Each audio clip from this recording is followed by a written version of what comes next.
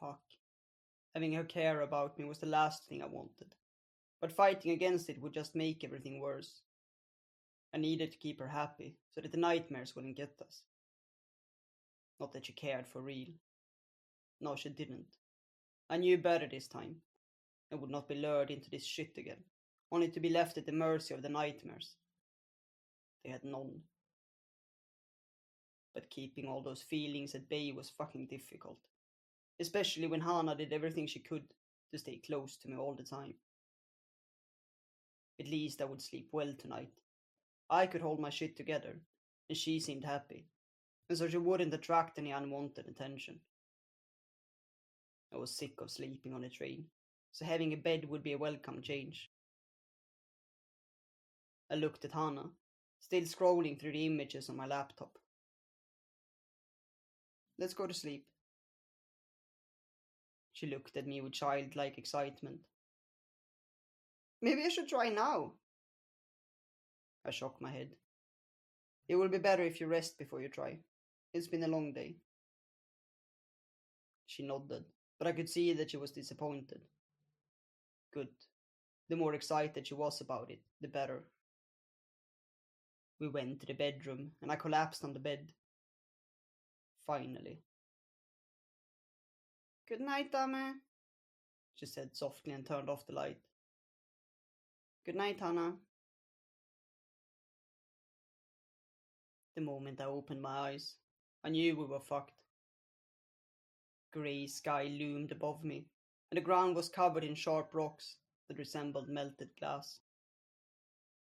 Crossroads. Fuck. But how? I shivered under the gust of cold wind and hugged myself. It was freezing, and I still wore the same clothes as when I fell asleep. That's how this shit worked. Hana stood a few steps away, holding her dreamstone in her hands. She didn't seem bothered by the cold. Of course, her wish to find her sister had pulled us into the dream. Fuck, I should have foreseen it. I frowned and shook my head. Fuck, but it was too late to be regretful. We needed to get out before they... I ran to her. A cold gust of wind gagged my voice, and a chill shot through my body. Fuck, too late. They had found us. A dark void appeared around us, and time and space lost their meaning. I looked at Hana with rising panic. She raised her hand high in the air, holding her dreamstone, and the nightmare spoke. This stone doesn't belong to you. Don't listen to it, I shouted, but it was too late. Hana hesitated, and it was all that the nightmare needed. Black tendrils shot from the void towards her. Fuck. I jumped between and screamed in pain, collapsing as dark coils pierced my body. Amma! She ran to me and wrapped her arms around me. Amma, I'm sorry, Hana, It was my fault. I deserved it. I looked away. How pathetic, Amma, the nightmare snarled. You failed, as you've always done. Leave her alone, Hana cried, clenching her dreamstone in her fist. You can do it, Hana, I whispered. She raised her stone into the air, and bright light filled the void, blinding me for a moment.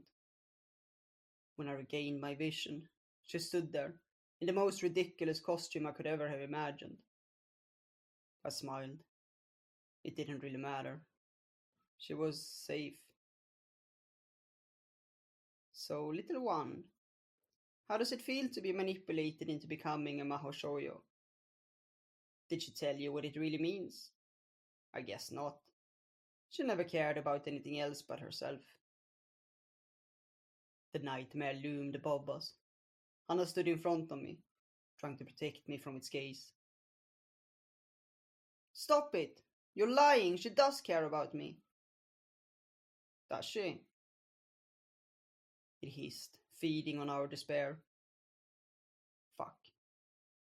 If she really did, why has she never transformed to protect you, little one? Kill it! Don't listen to its lies! Kill it, Hannah! Lies? The nightmare snarled. It was you who lied to her, Ame, not me. Or did you really tell her what happened to your stone? Fuck. Rather than killing it, Hannah just stood there listening to its crap, just as it wanted. It didn't want to kill her. It wanted to break her and turn her into one of them. I looked down. It was my fault. It is your fault, the nightmare hissed. Hannah turned to me with tears in her eyes and wrapped her arms around me. Ame, what happened?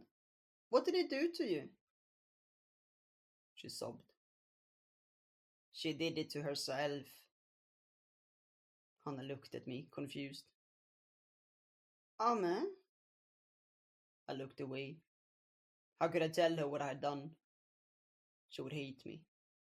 No, she would hate me regardless.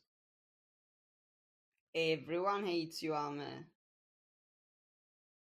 I don't care, Hannah whispered. The nightmare snarled, and black shreds shot from the void, piercing Hannah's flesh. She screamed but didn't move, protecting me with her body.